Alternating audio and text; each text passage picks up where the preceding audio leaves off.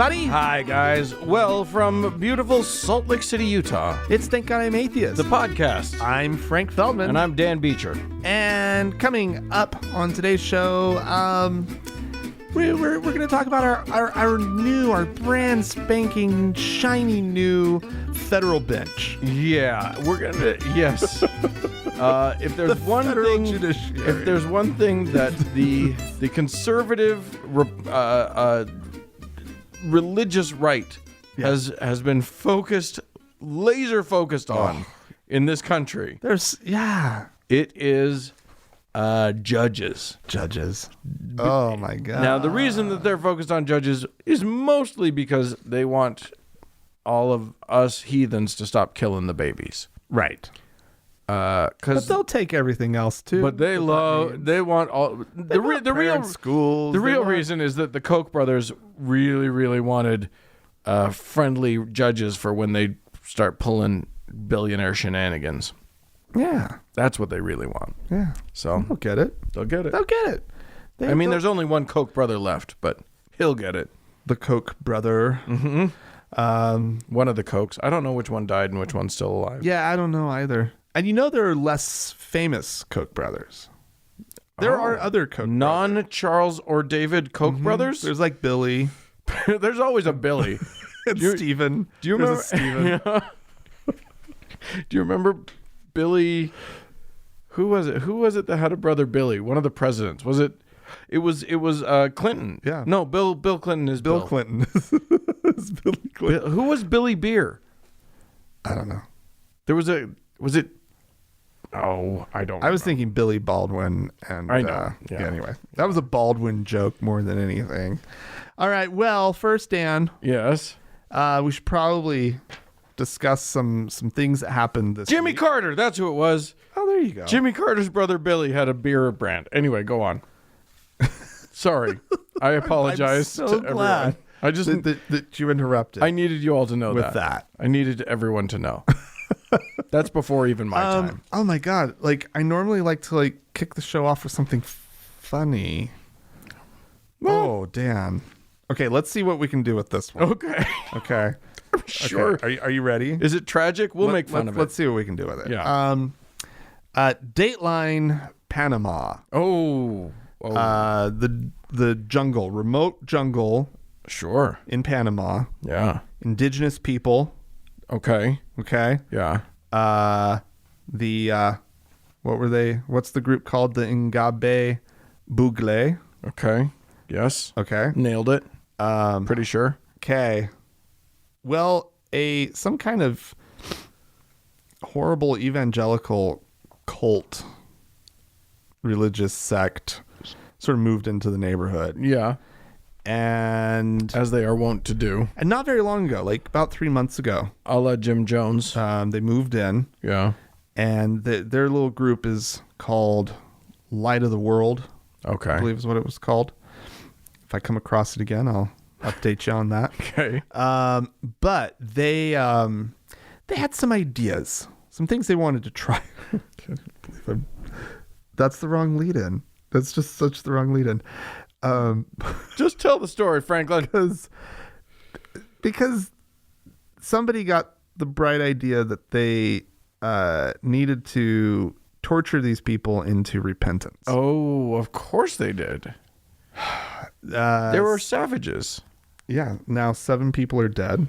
Oh my God. After a bizarre religious ritual where people were tied up, they were bludgeoned, they were burned, they were hacked with machetes in order to make them repent Wow. their sins. I mean, this is a tradition that Christians have been inflicting on Native Americans going back since when the Nina, the Pinta, and the Santa Maria first hit the shores of the Americas. Yeah, no kidding. Amongst the dead, so the authorities found a freshly dug grave with the corpses of 6 children and 1 adult. God damn That's who died from all of this.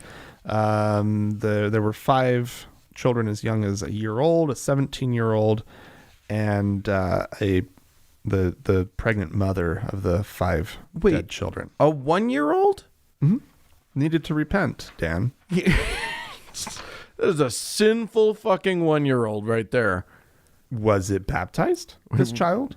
Well, no, probably not. Well, to me, then the solution is to spray them with water rather than murder them. But I'm 6 of one, half a dozen of the other. No. That child had been. It was a heathen. It was a heathen child. Yeah, it gave somebody a stink eye, as little babies sometimes do. Right? They knew that child had problems. Yeah. So actually, the group is called the New Light of God. Oh yes. I confused them with that other group, that evangelical La Luz del Mundo or something like that. Yeah. Del Mundo. But which is where I got Light of the World. Anyway, yeah, what people will do in the name of God, and when they get themselves sort of riled up, because apparently they sort of hatched this idea very much in sort of the heat of whatever their rituals were, right, that they were practicing, and they were like, well, we need to beat people into submission. You know what we need to do? Repent or die, apparently, was the mantra. Yeah. Of the evening, quite literally. Here's what we need to do. Jesus said in the New Testament that he came and he fulfilled the word. Somehow he said something that is usually interpreted to mean everything that came before me doesn't count. I'm the final word on everything. Yeah. I'm the big boss. Yeah. How do we not remember that? We need to convince all the Christians, all of them, to jettison the Old Testament completely. Yes. Just throw it away. Why do they hold on to it? It's useless. It is just Jesus himself said. Jesus himself said it. Right. Just throw it away, because all it is confusing and violent and awful. Yeah. And wrong. Right. That's all it is. That's bad rules. Horrible rules that then God commands people to break so that they can go and murder everybody in a certain tribe who are, who don't believe the same as you do. Well, that makes sense though. Well, all that makes sense. Oh my God! Why? How do you love your neighbor? Just if you're not willing to kill your neighbor when they're in sin. If it's not spelled out for you, because that's all they're doing. I love you so much. I'm doing this because I love you. Oh God! Right? It's that. Yeah. That fucked up shit. Anyway, so sorry to start the show on a downer, guys. That's okay. We'll start down and then keep digging. Actually, I'm starting on a weirdly, possibly up note, but you tell me if it's up. I'll let you be the judge. Me? Yeah. Okay. Or them. I don't know. The listeners can tell us too. They can write into us. They know how to do that. I'm going to start with 2 examples of women in surprising positions in religion. Okay. This week, Pope Francis announced that he has promoted a woman in the Vatican to a high management position within the Secretariat of State for the Holy See. She is now Francesca Di Giovanni is now Undersecretary for Multilateral Affairs at the Vatican. That's a fancy title. Isn't it?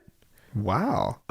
This is literally the very first time that a woman has held a position this high, anywhere near this high, at the Vatican. Wow. So, good for her. So I mean, Francis has been saying for a while he thinks women should have a stronger role in the church. Yeah. And apparently this is what he meant. Well, let's see how this goes. I'm gonna watch. I mean, we need to watch her career. Yeah, exactly. In the Curia. Yeah, we'll see. We'll see what happens. Wow. Not to be outdone, the U.S. Air Force has decided to cross a first. Okay. And they have commissioned their first Muslim woman chaplain. I do know that Wait, the Muslim women... Can they even be a chaplain? Can a Muslim woman, like, I had to look up. Well, she's not being an imam, I guess. She kind of is being an imam. But she doesn't have the title. It's more like it's just a job. Look, listen, it's like basically she's being an imam. I had to look it up, and women as imams, it's not completely unprecedented. There are women who have been, because an imam is a person who gives the prayer in front of a bunch of other people. Like that's sort of the official version of it. Okay. And even Muhammad himself had at one point called on a woman to give her prayer. Anyway, but it's basically Wait, Muhammad called on a woman to lead a prayer? Yeah, apparently. Wow. There's a so I mean, this goes all the way back to the beginning. All the way back to the beginning, according to a thing that I read on Wikipedia.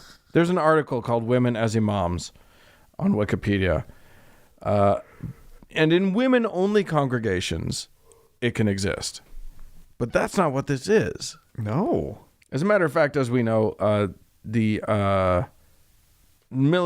office of a military chaplain is someone who is supposed to serve all of the military. Yeah, I was just about to go there. So she's supposed to be a chaplain for, Christians, right? And everybody. Yeah. How is she? How do you do that? I don't know. Right. It does literally. It ticks every box that it ticks, unticks another box. So I'm not quite sure how it all works out. Pretty sure it doesn't, but what we do know is at least she's not an atheist. Oh, thank God. Because thank God. Because that you never could allow. They don't want that. No. I'm actually surprised that a Muslim woman got there first in some ways. Yeah. Right. I'm a little shocked about the whole thing, to be perfectly honest. I mean, come on. Yeah, they got a picture of her in her dress uniform and dress hijab. A dress hijab? Yeah, I don't know. It's just it's nice. One? It matches her. It's navy blue. Yeah, just like her uniform. Yeah. Do we call it navy blue when it's an Air Force uniform? Definitely not. Sky blue. It's just it's a deep blue. Yeah, but like it does look a little awkward. It looks weird. Yeah, I'm not a fan. Well done. Well done. There you go. Women, they're finally moving up in the world. Women, yeah. Oh, thank God. In the world of religion. They're only about 100 years behind. Right. They'll catch up. That's good. Yeah. All right, Dan. Yeah. I've got oh God. It's a big, hefty article that I'm holding in my hands here. Okay. And I really didn't know quite how to tackle this story. Ultimately, I became aware of it through an article in the Atlantic that is talking about a case that's going before the Supreme Court very soon. Okay. Which is called, just so everybody knows what to look for, Espinoza v. Montana Department of Revenue. Oh, okay. And the title of this article says the court case that could finally take down antiquated anti-Catholic laws. Oh, well, so this article is very much from the perspective of it's about damn time that we get rid of these anti-Catholic laws. And I was like, oh, are these some strange out-of-date blue laws, right? That nobody can really enforce anymore? No. These are things called Blaine Amendments. Okay. Which I had no fucking clue what they were. Right. Had to look them up. Apparently, most of the states have some form of a Blaine Amendment, which is specifically about keeping public funds from supporting, in the words of Blaine Amendments, sectarian schools, right? Okay. And these laws are from like the late 1800s, or maybe even like mid 1800s. And they go back to a time when American public schools were essentially Protestant schools. Right. There was prayer in the schools. They recited scriptures. They sang hymns. They loved them some Jesus. It was, you know. But if you were Catholic, that didn't work for you. You were right? You were slightly different kind of Christian. You were just enough different from that Protestant thing that all of that you didn't want your kids mixing with. Sure. Right? Because, I mean, who really does? Right? Right. I don't. No. But nonetheless, so this is where the Catholic school system essentially sort of came out of this moment, right? Catholic parents kind of got together and they started establishing Catholic schools in their communities they could send their kids to, and they would receive a Catholic education. Right. Right. Well, as time progressed, the public schools became, you know, more secular, and, you know, and now are, you know, essentially secular. Unless you're in, you know, the South. Yeah. Texas exactly. or wherever. And so anyway, but the root of these laws, this word sectarian, right? Sure. Was understood at the time to mean anything that wasn't Protestant. Right. Right. So the public funds, by the definition of these laws, probably could have easily gone to a Protestant private school. Well, the problem is that Protestantism was default. Right. So like everybody who was normal was Protestant, and then everybody else was weirdo. Right. And sectarian. Yeah. Protestantism didn't count as a religion. That was just true. It was just what one was. Right. Right. Well, nonetheless, so what is happening now with this case is it's all about this a tax credit that a lot of states give to parents who send their kids to private school, Like a voucher. A voucher or something, yeah, or whatever it is. Right. A voucher, one would expect the school could receive direct funds from the state. Right. Tax credit. You know, the parents pay for the schooling, but then they're able to, they get a tax credit. They write it off. Right? Yeah, exactly. But nonetheless, there's different ways different states have figured this whole thing out. But these monies and these credits cannot be used for Catholic schools. Right. But they can't be used for any religious school. And now there actually are Protestant schools out there, right, that can't get the money. And so this whole thing, and this the reason I felt the need to bring it up is we need to be watching this one. I mean, it's out of our hands. It's going before the Supreme Court, but we need to be paying attention to this one, because if these laws, which the argument against them is that they are anti-Catholic, right, which is just like, no, again, the upshot of this is it doesn't matter if the original intent was Catholicism. What we got was a bunch of rules that say public funds correctly shouldn't support religious schooling. Right, but they're arguing that these laws are bigoted. Right, but they're not. And that they're anti-Catholic. The word sectarian is exactly the correct word. Correct. So great. Yes. I'm on board with it. It doesn't matter why it started. It's correct now. Right. Leave it. Yeah. But this is coming up. Okay. So I don't know exactly how all of this will shake out, if how the Supreme Court's going to decide, but let's face it, this is the Supreme Court. That we'll be talking about this later. I know. We're in a bad moment for United States jurisprudence, but we'll see. Anywho, yeah. Well, watch it. That'll be interesting. We'll see what happens. Yep. I'm going to take us to Louisville. Yeah. They're in Kentucky, where a young woman, a young girl, a 15-year-old girl, has been expelled from her school, her Christian school. She's been summarily dismissed from her school after something was posted on social media. Some photos showed up on social media of her birthday party. A 15-year-old girl had a birthday party where she was photographed in front of a rainbow cake wearing a sweater that had a rainbow on the sweater. She likes rainbows. She likes queers, apparently, according to them, because that is why they kicked her out of the school. No. Now, I am going to show you this picture. It is the only reason that she was kicked out. She was told that she was this picture, quote, demonstrates a posture of morality and cultural acceptance contrary to that of Whitefield Academy's beliefs.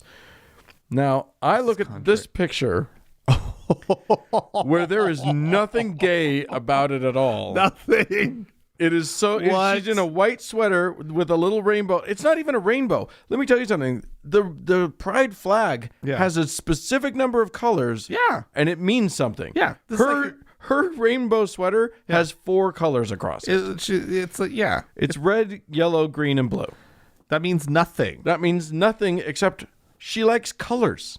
Yeah. Her cake is a rainbow cake. But also let me see that cake again. But it's also it's the colors of the rainbow. Yeah. But again, it's not a rainbow. That is the least gay cake I've ever seen in my life. Oh yeah, you'd have to be a pretty tacky gay to want that cake. Yeah, it's a tacky cake. Yeah, it's a 15-year-old girl's cake. It's a 15-year-old. And look at her. She's having a nice birthday. She is smiling so big. Yeah. Here's the thing. She's not leaning on her girlfriend. No, right.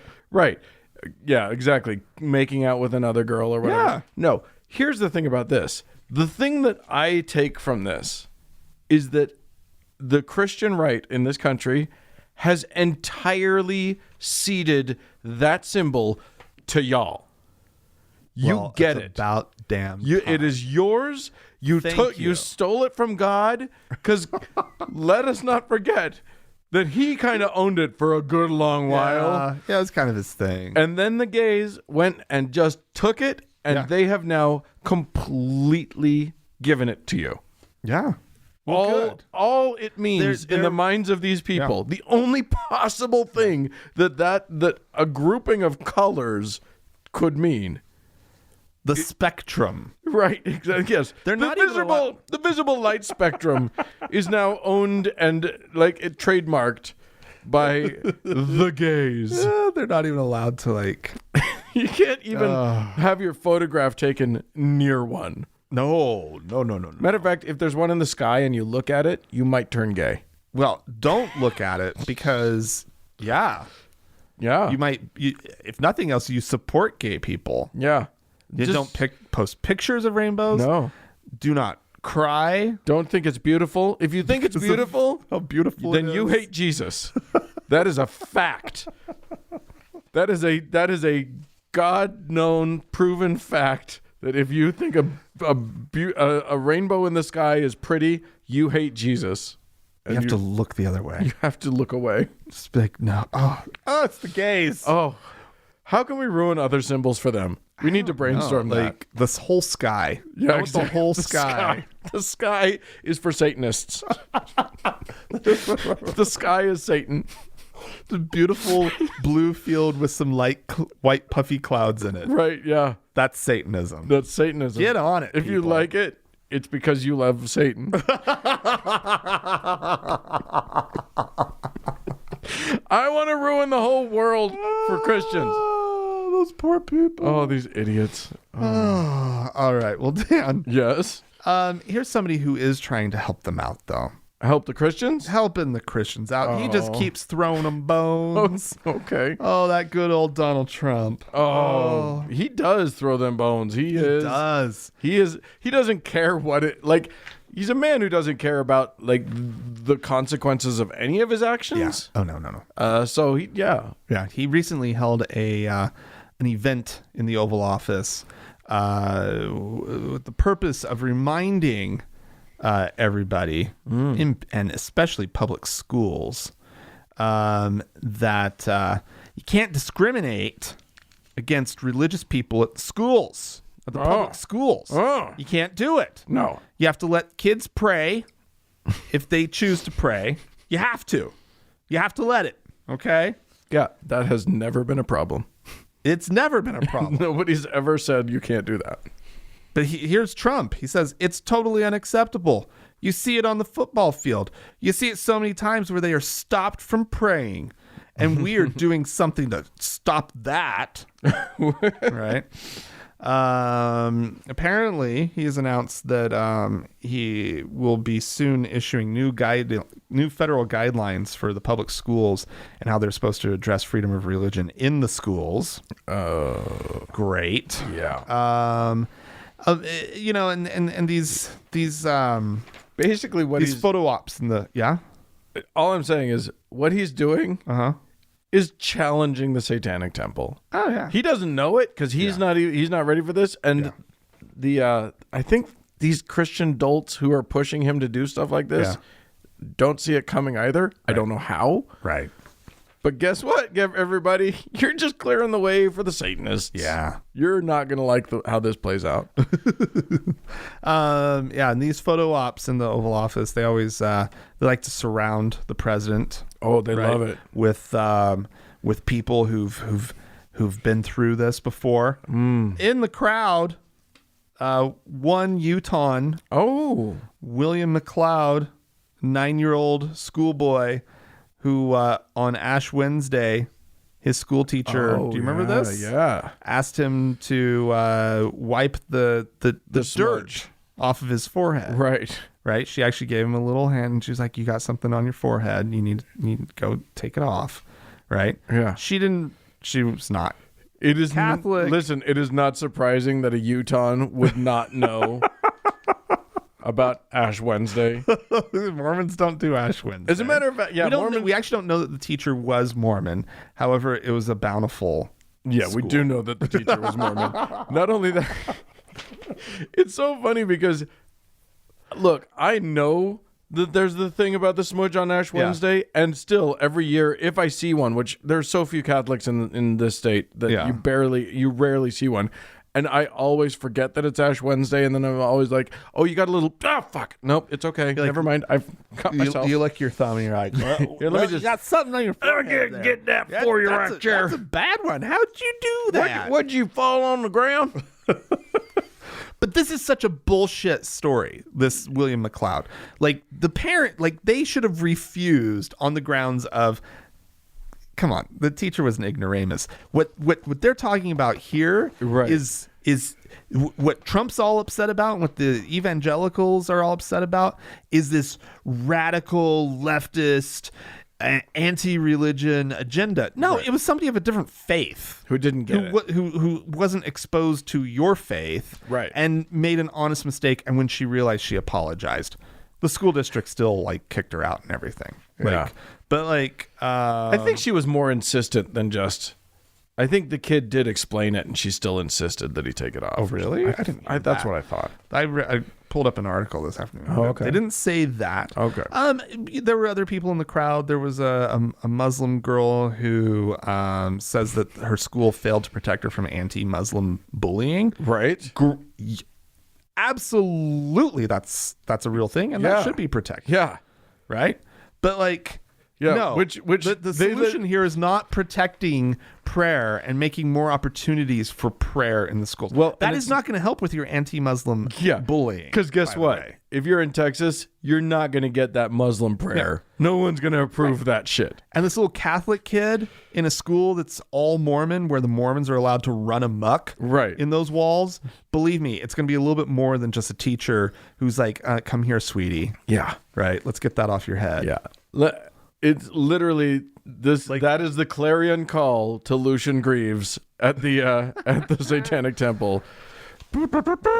Okay, well, what are you gonna do? Because I'm gonna do it too. So, but listen to the teeth this presidential action has. Ooh, I'm all aflutter. Apparently, the Department of Education is going to send a letter to education secretaries and officials in all 50 states, reminding them that students and teachers can't be discriminated against for practicing their First Amendment religious rights. Right. It's going to be a very well-written letter. Yeah. They're going to choose some strong words. Wow. and they're going to make sure that all 50 states get a copy. At which point, a teacher's going to feel emboldened and try and force their students to pray again. Absolutely. And then and then the FFRF will have to come out and be like, okay, that's not what this says. You don't get to just make everybody pray.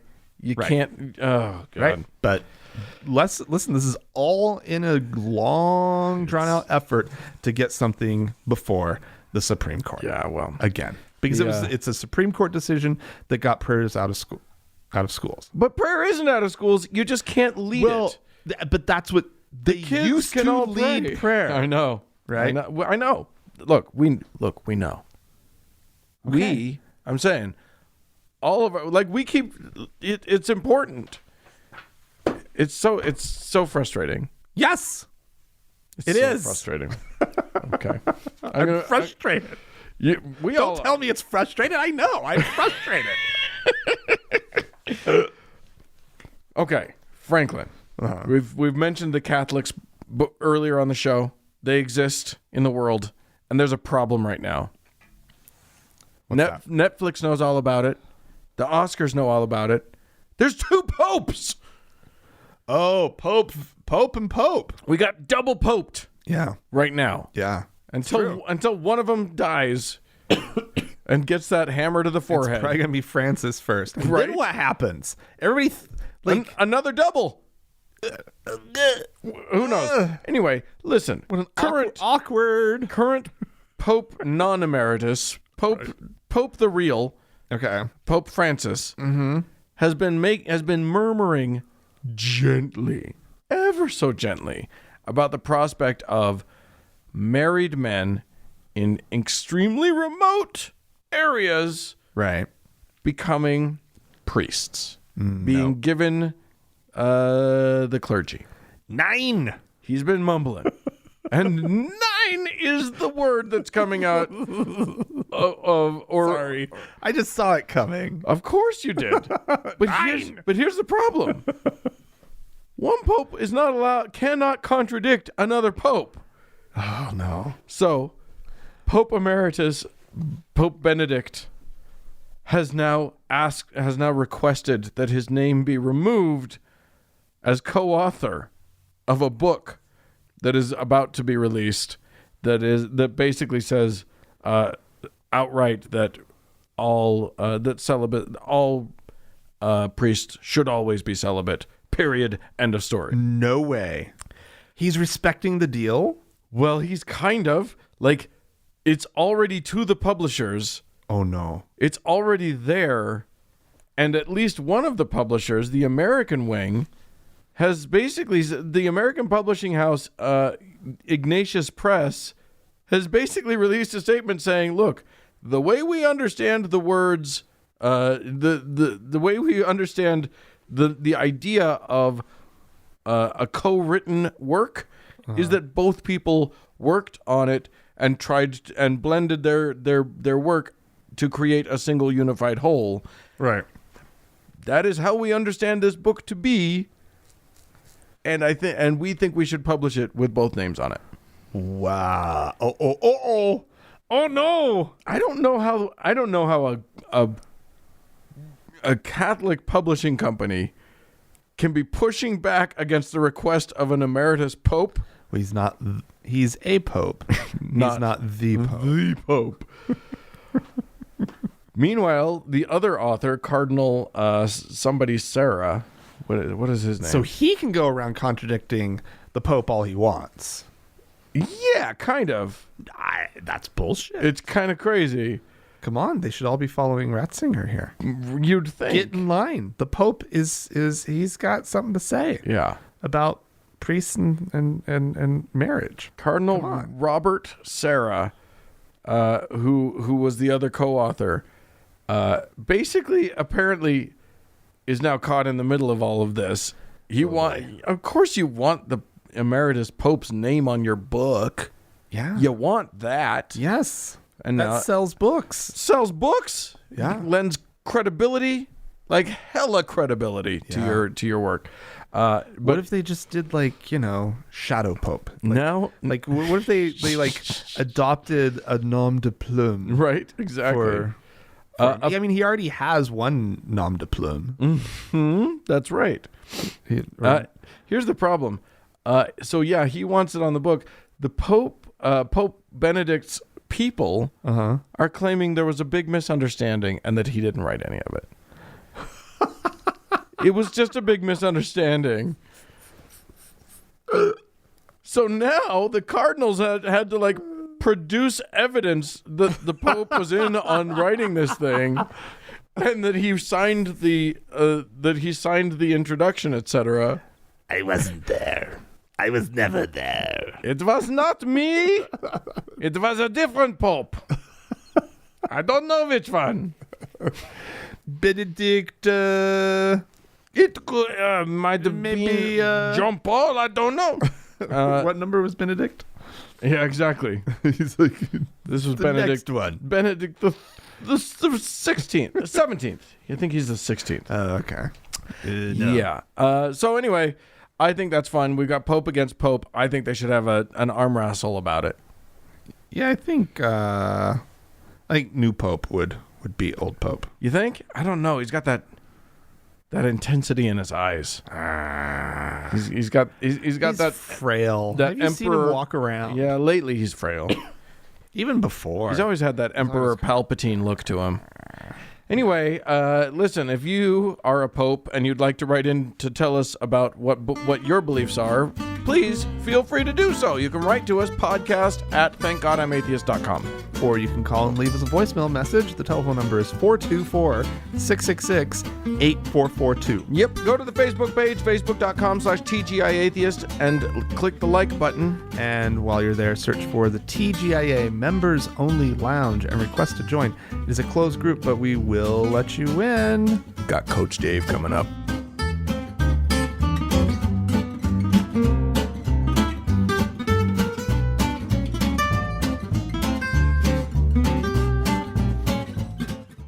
Oh, Dan. Oh, Frank. There are certain people in this world who understand. Okay, the world's sort of divided between racists, right? It's probably you have your racists, you have your non-racists, and then you have this group of people who are supposed to know that they have to keep their racism under under wraps. Under wraps, let's say, right? And so you're overt racist. It's kind of a small group, yeah, right? And then, so sadly, it's a larger group of people that just harbor bad ideas. See, here's about the thing. People of other races. Most people have some racism in them. Almost everybody. I would say I've caught myself in some racism that was very disappointing for me, but it's there. It just exists in most people. I think we can acknowledge that. However, some people, it is a very clear, very real racism, and they know they're not supposed to say it, and they know they're not supposed to make it overt, and yet maybe they're even a little proud of it. Anyway, we're going to have Coach Dave talk about the royals now. He's going to talk about... Which is a strange topic. The British royal family. That he follows, Well, let me tell you something. The royals. He draws lines here. Why is he talking about this? Weirdest, the most bizarre conspiracy theorist would look at his big corkboard of photos, and articles with yarn going from one to another, and they would not know how these lines were drawn. They would be like, dude, I don't know where you're coming from on this. Coach Dave goes crazy. Let's play it. How's the bloodline of the crown being poisoned? Well, they've allowed other people that were considered commoners to be married into the family. What's worse than that? It's worse than that. What is there something special about this commoner who's married into the royalty? What is it about this commoner it's the trump card that's being played, folks, and you're not seeing it. She's black. She's half black. Meghan Markle is half black. Which is And funny. now- Tried to play that down when she's been an actress. Well, they're playing it down now.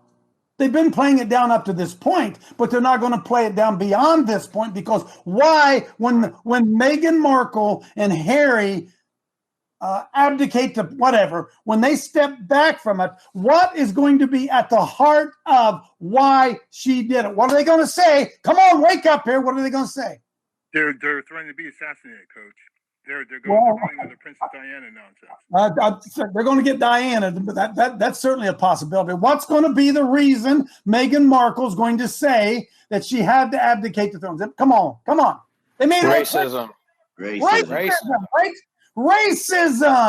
Racism. She never felt comfortable. She felt like she was below everybody else. The royal family is the seat of Christianity. Yes.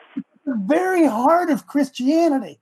Now, I couldn't care less about the royalty. I couldn't care less about anything. But we cannot deny the impact that the royal family has had on the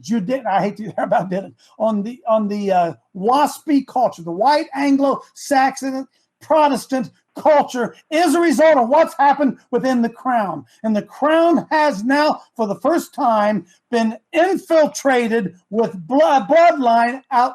Oh my goodness, that sounds racist, doesn't it? Huh? But folks, come on now. Don't miss what's going on. And so this infiltrator comes in, claiming, proud of her infiltration, proud of her multiculturalism. And what is that demon doing? Destroying and upsetting everything, every tradition in that royal family. I'm really surprised by how much he cares about the royal family. The royal family. And how he's like, how does he phrase it? Like their role in Christianity? The royal family is the seat of Christianity. What the fuck is he talking about?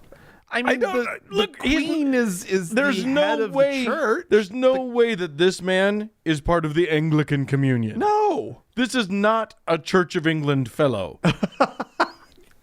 This is... Never know. Well, one never does know. So what the fuck is he on about? And then he says the thing, oh, they've been infiltrated by the bloodline. And you hear the record scratch in his own brain. Yeah. And he goes, oh my goodness, that sounds racist, doesn't it? Yeah. Well, yes, Coach Dave. That sounds really fucking racist, man. I guess the only reason that it sounds racist, though, is because it is blatantly on its face an utterly racist thing to say. Yeah. That's the only reason, though. I mean, I don't... Is that the only reason?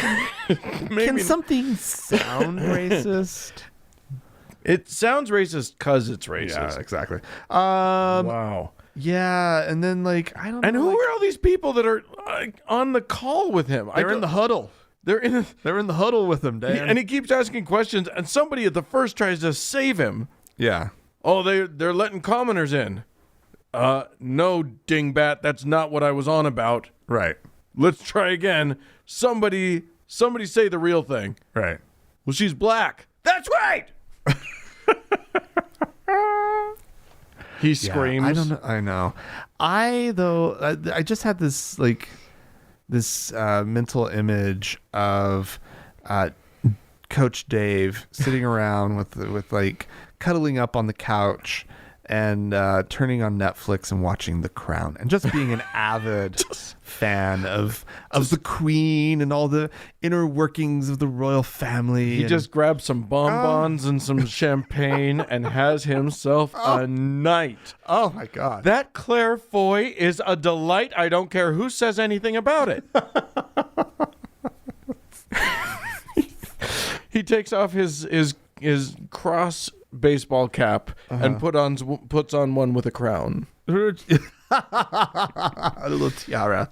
He gets his Kansas City Royals hat on. Is it Kansas City Royals? Shit, I don't know enough about sports to know if that's the right. Yeah, I have no idea. Team. But nonetheless, like I am just, I I hate this man so much. Oh my God. I love him. I hate him. He is such a ding dong. Oh God. All right. In the huddle. Get in the huddle. Oh man. We need to get in the huddle. How can we get ourselves into that huddle? I need You gotta start working on your voice, though. Your little. Okay, Coach Dave. It's because they're commoners, Coach Dave. No, that's not what I meant. Somebody get this right. I wonder if it's hard to get in the huddle. I'm sure it's a very select group of guys who live in his neighborhood. Like, are they vetted? And one lady. Oh, I'm sure. You think? Oh yeah. You don't let just anybody into the huddle. Let me tell you. If you're a football coach, you know. Oh, it's important who's in your huddle. Yeah. Okay. All right. He selects his team. Because I just admitted about how much I know about football. Anywho, hey, some folks wrote into us. They called into us. Oh. We may not have had. There were no calls. Let's just cancel. Can we do an edit go there? Back, go back. Well, we had some folks write into us this week. Yay! So let's just dive into that. Janine wrote in, "Hey, Frank and Dan. First of all, I love your show. Good. It would be weird if you listened and didn't like the show. I guess some people might. You could like the show. You could like the show. You could like I'm the sure show. Plenty of people are like, I'm warm on the show. But you wouldn't suffer through it, I don't think. No. It is a podcast. It is. You do opt in. The truth is, there's not that many to choose from in terms of podcast fare. How could you possibly find one that you like? Exactly. Anyway, thank you for liking the show, Janine. For loving the show. It's in all caps, Yeah. I'll say. Yeah. Anyway, Jean. It's just Jean. It's not Janine. Janine goes on. I think everything you said about the story about the woman suing the church for reporting her husband's pedophilia was spot on. I just wanted to add another dimension. I think it's tragic how the Mormon church traps women and children. In my former Mormon ward, I'm an ex-Mo, a man went to prison for sexual abuse of his 16-year-old daughter. Oh, and we should mention, sorry, we'll get back to the email in just a second. Several people wrote into us to note that we hadn't mentioned, and I think this was because we recorded right when the news was breaking. Yeah. The man went to prison. The person he molested was his daughter.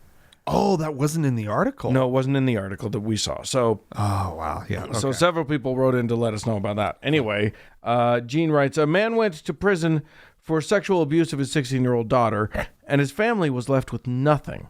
His income was gone. There was no life insurance because he didn't die, and the mother of the family had no skills and was the primary caregiver to 4 children aged 8 through 16. Of course, the church welfare program stepped in for a bit, but that's a damned stingy program.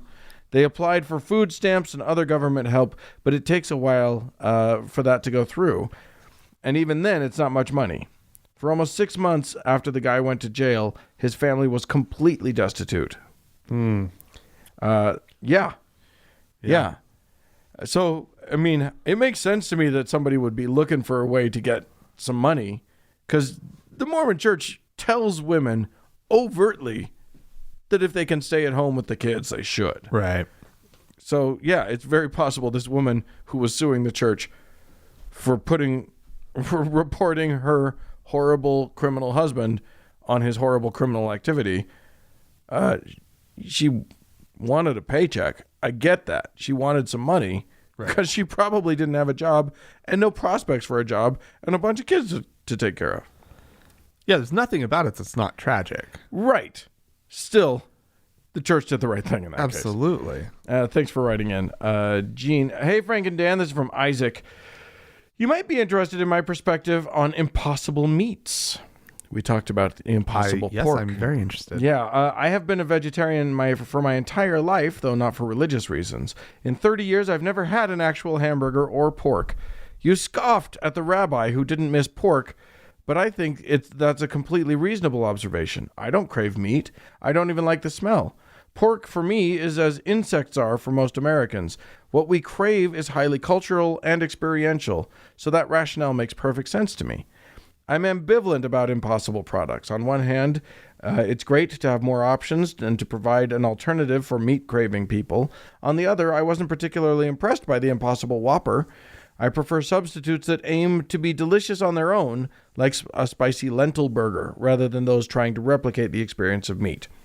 I'm sure you will join me in eagerly awaiting the next breakthrough, Impossible Crickets.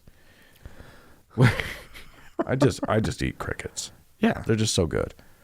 It's nice and crispy. There you go. Yeah. No, I don't think that was our objection. I don't think we were making fun of the rabbi just because he didn't. The imam. Yeah. And the imam who just because they were like this. They were rejecting this on a different grounds. Yeah. They were rejecting it not on the ground of like I don't crave it, but on the ground of I refuse to eat it because it's like the thing that I refuse to eat. Right. I mean, there was a line in there where the imam said, you know, I don't need a fake pork product because I don't, or no, it was the rabbi, because I don't miss pork. Right. Right. Great. No, I don't think either you or I have a problem with someone like Isaac who's just never doesn't eat it. Right. Doesn't have any need for it, doesn't crave it, doesn't want it. Right. Fine. Well, I mean, it's just weird when like an entire group of people have rejected something delicious for religious reasons, and then when that deliciousness is presented to them, they're like, no, we probably it's a lot like the thing that we don't do. So, but I do get Isaac's point. You know, I wasn't vegetarian for, you know. You were vegetarian for years. I know. I wasn't for as long as he was. Right. Yeah. But, you know, I had my little spell of being vegetarian for a while. Thank God you snapped out of it. But I actually, like, I always kind of just hated the products that claimed to be like a this or a that. Right. Like, I was just like, what the fuck? I mean, who cares? Right. Yeah. So, I mean, I totally get. Don't try to replicate chicken. Just be your own thing. Just come up with something delicious. I don't know if you've ever been to like an Asian vegetarian type place, and they're like, and they just flat out just call it chicken, pork, whatever it is, right? Right. And you're just like, no. No. And so like with the Impossible products, there is like this, you know, they're trying to actually do something that, but I think the point of the Impossible products also is it's not for the people like Isaac. No. Right? No. It's for the people who are transitioning away from having meat with every meal and still crave it and still want it and still enjoy it. Yeah. You know? So. Yeah. Anyway, I get it. Yeah, there you go. Jim wrote into us. I think this one's interesting. Frank and Dan, a couple years ago, I signed up for 23andMe. I always knew I was adopted, so I was pretty nervous to find out if I had any immediate family members on there because I never really wanted to find my birth parents. As it turned out, there wasn't anyone closer than a few second cousins on there, so there was nothing to get worked up about. This last year, I got a message from someone claiming to be my half-brother. We shared info and started talking, and I found out that I actually have 5 half-siblings, and my birth mother is still alive and wanting to reach out to me. Long story short, I met my birth mother and have been in contact with my 5 half-siblings, and they are all very sweet and nice, but they are all Mormons. Oh, no. After hearing your stories, I have to admit that I'm a little concerned they're going to try to and convert me, even though I'm 53 years old and they just met me. I have no doubt. I have not brought up the fact that I am atheist, and I have no idea how that would be accepted. I don't have any plans on bringing it up, but I won't lie if I'm asked point blank. So, do you guys have any advice for me? I thought that was interesting. Here's the thing. Mormons they do love to proselytize, but they do not like direct confrontation. So, if you say to them, I'm an atheist, that will likely be the end of the conversation. And they won't push, and they won't push, and they're probably just so happy to know you and to have you in the family. If they're sweet people, then they're sweet people, and I don't think you'll have a problem. Most Mormons are so passive in their aggression that they have no aggression. The detail that I would want to know about these Mormons is where they are located. Oh, yeah. Because that's also going to be a big deal here. That's true. Utah Mormons are different. Mormons, it's going to be a little different dynamic. I would say your average out-of-state Mormon family is probably not even going to push at all. It won't even be a blip on your... They may ask. Maybe one of the half sisters might get a little misty one day and like give you a Book of Mormon, and and bear her testimony. They might tell you about their testimony. Yeah, and that'll be the end of it. Yeah. If you say thank you, that's nice, and just let it go. Yeah, it'll never come up again. Yeah, exactly. Because that's how they are. And then they'll talk about you behind your back.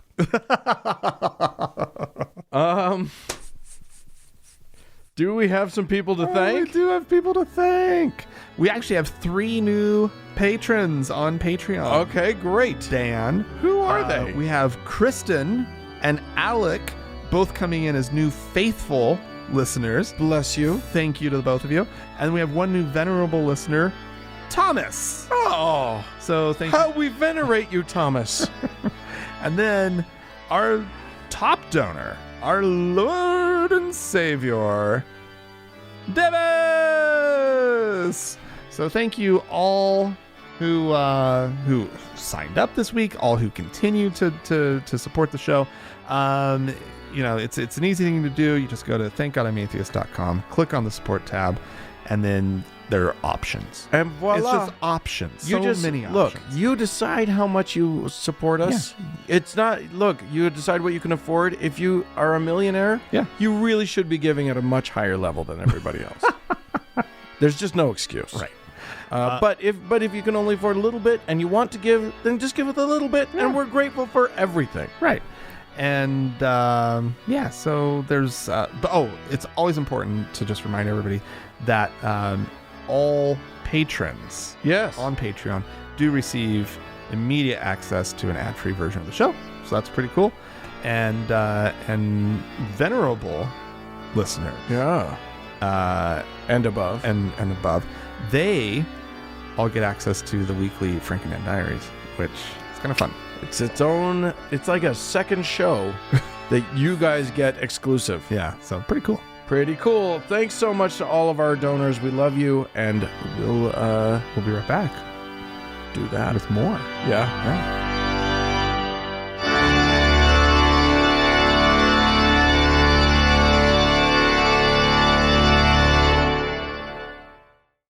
Listen, Frank. Okay. There's trouble at the FFRF. Okay. There's trouble in paradise. At the Freedom from Religion Foundation, the FFRF, the FFRF, basically they pulled a maneuver. Now, here's the thing: if you want to have fairness among all, let's say, nonprofit organizations, okay, because there's this legal thing in the United States called a nonprofit organization, a 501c3. They don't have to pay taxes. Right. And almost all of them have, because what they are is a public trust. Uh-huh. They are essentially a wing of the public, and they therefore are have to show the public where their money's going, what they're doing with it, who gets paid what.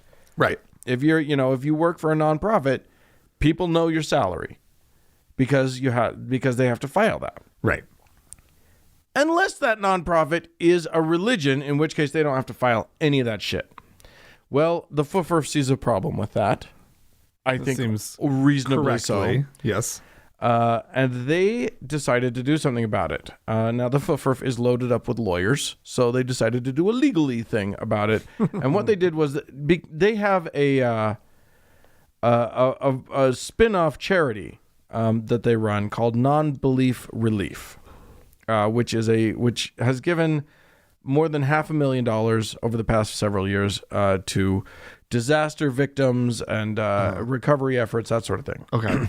Helping atheists try to escape oppressive regimes in horrible parts of the world, that sort of thing. They do they do good work out in the world. Okay. And of course, they are a nonprofit. Well, for the years prior to 2018, they chose not to file Form 990, which is the one that the religious nonprofits don't have to file. Okay. They just decided not to file it. And if the IRS has a problem with it, let's let the courts deal with why there's a disparity between that nonprofit and those other nonprofits. Right. Well, the IRS decided to withdraw their nonprofit status. They Completely. They completely denied their nonprofit status. The FFRF decided to sue, which is the correct choice, because they were basically being punished for acting in the same way as a whole bunch of other. They're challenging religious preferential treatment that the religions were getting. Right. Well, U.S. District Judge Timothy J. Kelly, a Trump appointee, Great.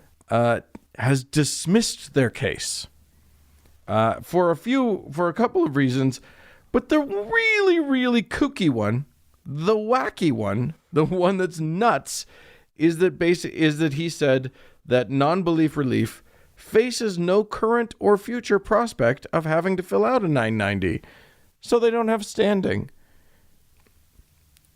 But they were denied it. But it the was taken away. reason that they won't ever have to fill it out in the future is because of what they're suing about. Right. It's the craziest circular reasoning you could possibly come up with. Oh my God. It's like saying, well, you don't have standing to sue about this murder because the victim's dead. The victim cannot be murdered in the future. So how could you possibly have standing? Okay. That's loony. It's loony. insane. Loony town. And it brings up a big problem that our country is going to be facing for many years to come. Oh, Jesus Christ. And that is that We're fucked. the religious right of this country has focused so heavily on stacking the federal courts and the Supreme Court with people who value their belief system over the law. Yeah. They're Christian, and this has been a problem this is not new. Antonin Scalia was amazing at valuing his Catholic beliefs over whatever the law happened to say. And he ran his brain into a pretzel, twisting logic around until it worked for him. Right. And, this goes back it basically goes to prove that we really shouldn't venerate these people. Like, I was raised to believe that the federal courts were this amazing place where brilliant minds discussed the law and were able to, that can happen. Yeah.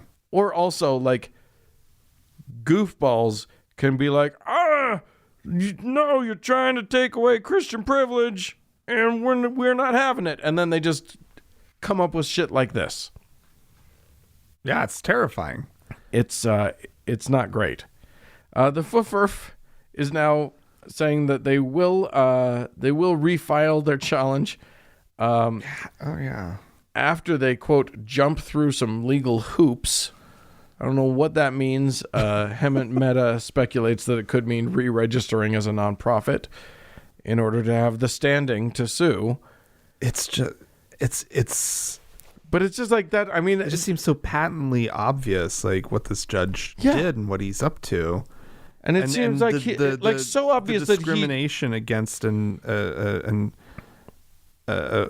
atheist group. Yeah, it seems like it's so obvious that he wouldn't do it just because of how obvious it is. Right. It's like a child covered in chocolate whose mother asks him, "Did you eat the chocolate?" and he's still doing it. No. What do you mean? Like, when it's that obvious, you don't do it because we all caught you. We all saw it. Yeah. But he knows his position, and he knows more importantly, he knows his position not as a judge, but the company that he's in. Yeah. He knows where the judiciary's at. Right. He knows he's not alone. He's not the one lone guy out on his religious limb. Right. It's where the federal courts have gone. And if and when this goes to a Supreme Court. Now, he didn't even rule on this. He just dismissed it. Which, what does that mean for I don't know. I don't know what it means. It means that FFRF has to regroup and try again and just sort of figure out how to try again. Maybe they have to just go back, get the is that how hostile the courts are going to be against our cause? I think we can kind of count on that. At least some of the courts, a lot of the courts. It's going to be a problem for a while. Ugh. So if you're counting on the court system for you, the problem is we used to be able to. Yeah. The problem, yeah, exactly. And that's why they went after it. Yeah, exactly. Yeah. They said, "Oh, here's a hole we can plug." So look out for it. Don't count on the court system to rescue you. You got to get out and vote if you're an American. Yeah. There are still two other branches of government. But also, like, the rest of the world is kind of following suit. It's kind of crazy out there. I know. I'm fucking... So yeah, we actually have to mobilize huge. Yeah. We are now, we non-believers, 25% of this country. Yeah. Yes. We are a voting bloc to be dealt with. Yeah. If we actually stood up and said anything. Right. Which we haven't been doing yet. So it's pretty vital that we start asking questions, that we start pushing our lawmakers, that we start calling in, we start showing up to the damned town hall meetings or whatever. Right. And making sure that they're aware that they're going to be held accountable by the folks who don't believe in Jeebus. Yeah, for sure.